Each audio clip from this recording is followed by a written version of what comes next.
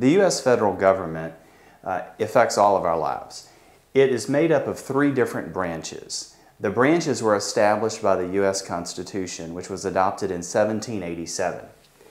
The first branch serves in the Capitol building, the U.S. Capitol building, and it's the legislative branch. Now, there are two parts to the legislative branch.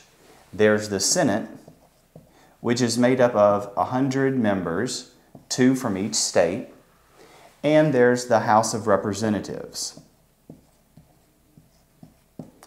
The House of Representatives is made up of 435 members. So all told, there are 535 members of the legislative branch. And these are designated based on census numbers to each state. And so a state like California has a lot more representatives than a state like Delaware.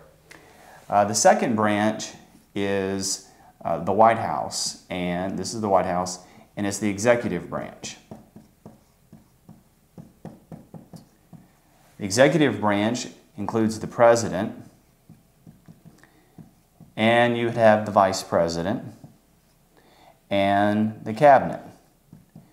There are 15 different cabinet positions ranging from the Secretary of State, which is the oldest, most prestigious of the cabinet offices, and all the way to the Department of Homeland Security, which is a more recent creation.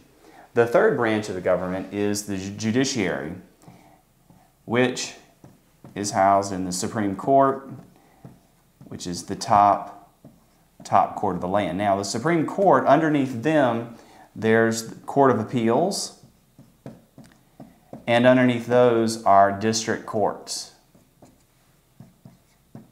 And very few cases actually make it all the way up to the Supreme Court. Most cases are heard at the district courts, and then if one of the sides appeals, it may be heard by the Court of Appeals, and then the Supreme Court is the final arbitrator in any lawsuit that is filed.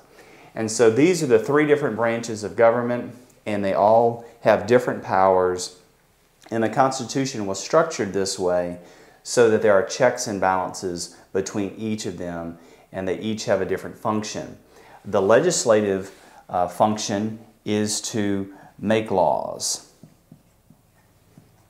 And that's why we hear about different congressmen or senators that may be arguing over which laws we should have. The executive branch, they enforce the laws.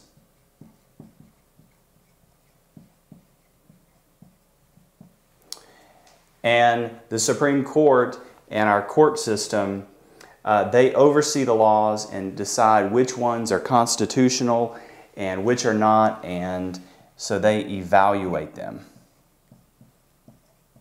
They evaluate the laws.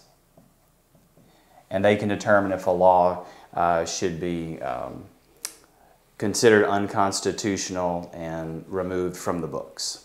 And so these three branches of government make up the U.S. federal government, and we should know how they are structured and the different divisions of them.